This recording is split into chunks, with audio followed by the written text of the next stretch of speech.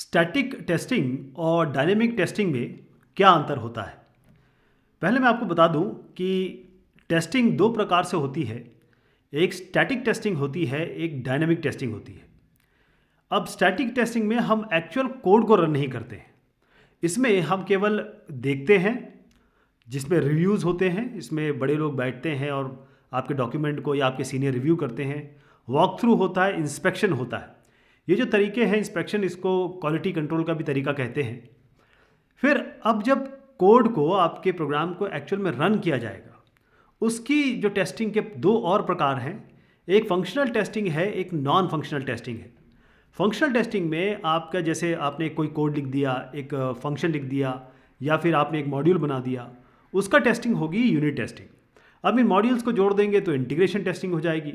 अब सारे जो कोड को आपने जोड़ के साथ में जितने भी सब सिस्टम है, लाइब्रेरीज हैं, उनको कनेक्ट किया, उस टेस्ट को हम सिस्टम टेस्टिंग कहते हैं। इसके बाद यूज़र के पास ले जाएंगे, वो एक्सेप्टेंस टेस्टिंग करते हैं। तो नॉन फंक्शनल में क्या क्या आता है?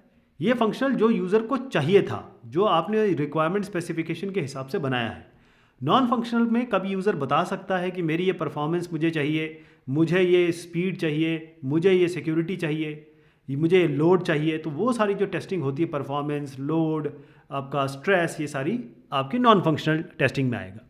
एक और चीज़ बता देता हूँ आपको कि जो डायनेमिक टेस्टिंग है, इसमें ब्लैक बॉक्स टेस्टिंग होती है, वाइट बॉक्स टेस्टिंग होती है। ब्लैक बॉक्स टेस्टिंग, जैसे मैंने बताया, फंक्शनल भी हो सकती है, नॉन फंक्शनल भी हो सकती है।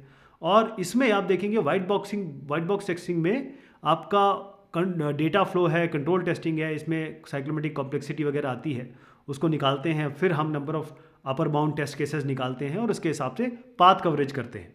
फंक्शनल टेस्टिंग में, जैसे अभी मैंने आपको बता दिया, एक और चीज़ इसमें जोड़ देता हूँ, यूज़र एक्सेप्टेंस टेस्टिंग। और नॉन फंक्शनल में performance, usability, compatibility, recovery, security, ये सारी टेस्टिंग आती है। अब एक एक करके आप स्टैटिक टेस्टिंग और डायनेमिक टेस्टिंग में अंतर समझिए। पहली चीज़ ये है कि आप प्रोग्राम को, आप कोड को, आप सॉफ्टवेयर को रन नहीं करते हैं यहाँ पे, विदाउट रनिंग एग्जीक्यूट नहीं करते। डायनेमिक टेस्टिंग का मतलब ही ये है कि आप प्रोग्राम को रन करते हैं, एग्जीक्यूट करते हैं। स्टैटिक टेस्टिंग जो है वो वेरिफिकेशन का तरीका है। वेरिफिकेशन में क्या क्या होता है? वेरिफिकेशन में हम ये कोशिश करते हैं, ये जानने की कोशिश करते हैं कि जो आप काम कर रहे हैं वो सही कर रहे हैं कि नहीं कर रहे हैं। जैसे आप 2+3 बना रहे हैं तो वेरीफाई होगा कि 5 आ रहा है कि नहीं आ रहा है। डायनेमिक टेस्टिंग जो है वैलिडेशन का प्रोसेस है। यानी आपने 2+3 तो 5 सही कर दिया, लेकिन 2+3 तो यूज़र को चाहिए ही नहीं था। यूज़र को तो 2-3 चाहिए था। तो यहाँ वैलिडेशन इसको चेक करता है। वेरिफिकेशन का प्रोसेस पहले बता देता हूँ। वेरिफिकेशन में, क्योंकि ये स्टैटिक टेस्टिंग है, तो इसमें आप रिव्यू लेते हैं, रिव्यू करते हैं, वॉक थ्रू होता है, इंस्पेक्शन होता है। डायनेमिक टेस्टिंग में आप ये सारी की सारी जो है ये टेस्टिंग करेंगे। देखिए, डायनेमिक टेस्टिंग में आपकी ब्लैक बॉक्स में, या ये सारी टेस्टिंग आपकी डायनेमिक टेस्टिंग में ब्लैक बॉक्स करें या वाइट बॉक्स करें, ये सारी टेस्टिंग करनी पड़ती है। स्टैटिक टेस्टिंग इसलिए होती है कि हर एक फेज़, चाहे आप सॉफ्टवेयर डेवलपमेंट लाइफ साइकिल कोई भी ले लें, हर एक फेज़ के बाद कुछ डिलीवरेबल्स आते हैं। ये जो डिलीवरेबल्स हैं, मान लीजिए आपने SRS प्रोड्यूस किया पहले फेज़ के बाद, सॉफ्टवेयर रिक्वायरमेंट स्पेसिफिकेशन। दूसरे के बाद आपने मान लीजिए सॉफ्टवेयर डिज़ाइन डिस्क्रिप्शन प्रोड्यूस किया। कोड तो बाद की बात है। तो ये सही है कि नहीं है, इसकी ये करेक्ट है कि नहीं है, ये अनएम्बिगुअस है कि नहीं, ये कौन चेक करेगा? इसमें तो कोई सॉफ्टवेयर, इसमें तो कोई कोड है ही नहीं, इसको रन कैसे कराएंगे आप? तो इसको चेक करने के लिए रिव्यू, वॉक थ्रू, इंस्पेक्शन होता है। इसी तरीके से डिज़ाइन के लिए होता है, फिर कोड के लिए होता है, और टेस्ट केसेस और टेस्ट प्लान जो लिखते हैं, उन टेस्ट केसेस का भी टेस्ट होता है। और डायनेमिक टेस्टिंग में मेन मतलब ये है कि आपको अब कोड को चलाना है। इसमें डिफेक्ट्स, आप बग कह लें, डिफेक्ट कह लें, एरर कह लें, जो भी दिक्कतें हैं उनको आपको पता करना है और उनको डिबग करना है, यानी कि फिक्स करना है। स्टैटिक टेस्टिंग आपको ये बताता है कि कोड कितना लिखना है, कोड कितना लिखा गया है, कोड कितना लिखना जाना चाहिए, और डॉक्यूमेंटेशन। ख़ास तौर पे जैसे आपकी जो अलग अलग डॉक्यूमेंटेशन है, मैं आपको बता देता हूँ, IEEE के इसके अलग अलग नंबर भी हैं।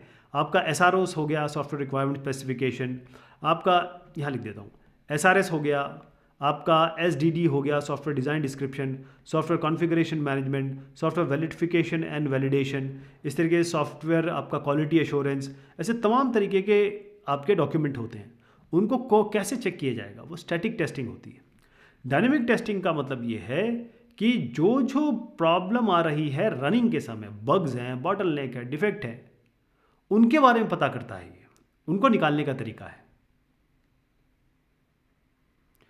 स्टैटिक टेस्टिंग अगर अच्छे से हो जाएगी ना, रिव्यू, वॉक थ्रू और इंस्पेक्शन, खासतौर पे जो टेक्निकल रिव्यूज़ होते हैं वो अगर हो जाएंगे तो डायनेमिक टेस्टिंग में आपका एफर्ट कम हो जाएगा क्योंकि एरर्स कम आएंगे।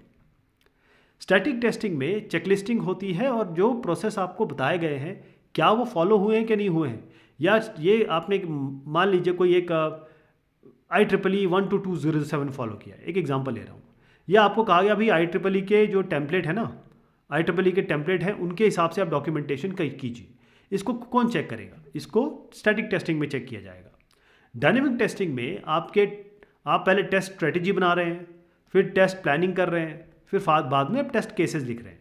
टेस्ट केसेस नॉर्मली आप जो लिखते हैं उसका बाकायदा फॉर्मेट होता है, हर एक टेस्ट केस हर एक यूज़र रिक्वायरमेंट के तहत होता है। एक यूज़र रिक्वायरमेंट के लिए बहुत सारे टेस्ट केसेस बन सकते हैं। इन टेस्ट केसेस को निकालने के लिए हम साइक्लोमेटिक कॉम्प्लेक्सिटी निकालते हैं। साइक्लोमेटिक कॉम्प्लेक्सिटी जो होता है, मैकाबे साइक्लोमेटिक कॉम्प्लेक्सिटी, ये हमको अपर बाउंड बताती है कितने टेस्ट केसेस आपको बनाने हैं, यानी कि सारे के सारे जो पाथ हैं, चाहे कंट्रोल हो, चाहे कंडीशनल हो, चाहे लॉजिकल हो, कम से कम एक बार आप कवर कर सकें।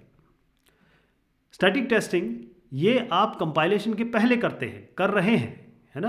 ये देखिए, रिव्यू, वॉक थ्रू, इंस्पेक्शन, ये सब तो आप कोड को एक्चुअल रन कराने से पहले ही कर सकते हैं। डायनेमिक टेस्टिंग जो है वो आप रन करके ही कराएंगे। प्रोग्राम को लेंगे, उसको रन कराएंगे, इनपुट देंगे। जैसे आप मान लीजिए बाउंड्री वैल्यू एनालिसिस करते हैं, या फिर आप ये कह लीजिए कि आपका इक्विवेलेंस पार्टीशनिंग करते हैं। ये सारे जो तरीके हैं, boundary value analysis, equivalence partitioning, वैसे तो ये ब्लैक बॉक्स के तरीके हैं। कंट्रोल फ्लो में आप जो है वो, जैसे मैंने बताया कि टेस्ट केसेस बनाएंगे साइक्लोमेटिक कॉम्प्लेक्सिटी से, तो आप पाथ डिसाइड करेंगे हर एक टेस्ट केस एक पाथ को कवर करने के लिए, कि भाई मेरा ये इफ़ एल्स है तो मैं इफ़ को भी कवर करूँगा और एल्स को भी कवर करूँगा। और यहाँ पर क्या हो जाएगा कि भाई अगर आपने कोई डिज़ाइन बनाया है तो ये जो कॉम्पोनेंट है इसके बीच में तो कपलिंग बहुत ज़्यादा है और इसमें तो कोहेजन बहुत कम है। ये आपके स्टैटिक टेस्टिंग में निकल के आ जाएगा। स्टैटिक टेस्टिंग इसमें स्ट्रक्चरल और स्टेटमेंट कवरेज टेस्टिंग हो सकती है अगर आप करना चाहें, क्योंकि अगर आपके सामने PDL है, यानी कि जो प्रोसीजर डेफिनेशन लैंग्वेज है, फ्लो चार्ट है, या आप कहें कि आपके पास और कोई तरीके हैं, किसी ने UML बनाया हुआ है, वहीं से चेक हो जाएगा। डायनेमिक टेस्टिंग जो होती है वो फाइनल आप जब चलाते हैं तो वहाँ पर आप इनपुट देते हैं, वहाँ पर आप इनपुट देके ये सब जो इनपुट्स आप यहाँ से बनाएंगे टेस्ट केस में जो इनपुट देने होते हैं वो चेक करते हैं। देखिए, जो स्टैटिक टेस्टिंग में है आप डिफेक्ट और बग्स पहले ही पता कर लेते हैं। जब आप देख रहे होते हैं, जैसे आपने देखा होगा एक एक्सट्रीम प्रोग्रामिंग में पेयर प्रोग्रामिंग होती है। पेयर प्रोग्रामिंग में क्यों होता है, ये एजाइल का तरीका बता रहा हूँ आपको। पेयर प्रोग्रामिंग क्यों होती है कि एक आदमी कर रहा होता है, दूसरा आदमी बैठा होता है, देख रहा हो कोई गलती तो नहीं हो रही, तो ये गलती निकालने के तरीके हैं, तो गलतियाँ पहले ही निकल जाएंगी। और डायनेमिक टेस्टिंग में ये है कि भाई आपने सब कुछ कर दिया, उसके बाद आप ना इंस्पेक्शन हुआ ना वॉक थ्रू हुआ, अगर बाई चांस, वैसे तो होता है सब, लेकिन डायनेमिक टेस्टिंग जो होती है, अगर स्टैटिक टेस्टिंग अच्छे से हुई है तो डायनेमिक टेस्टिंग में जो डिफेक्ट आएंगे उस लेवल तक, क्योंकि अब आप बहुत आगे के लेवल पे पहुंच गए हैं, मतलब कोड कर चुके हैं, सॉफ्टवेयर बना चुके हैं आप, वहाँ पर बग्स को ठीक करना, उनको निकालना भी एक बहुत बड़ा काम है, और उसमें काफ़ी कॉस्ट और टाइम दोनों लगता है।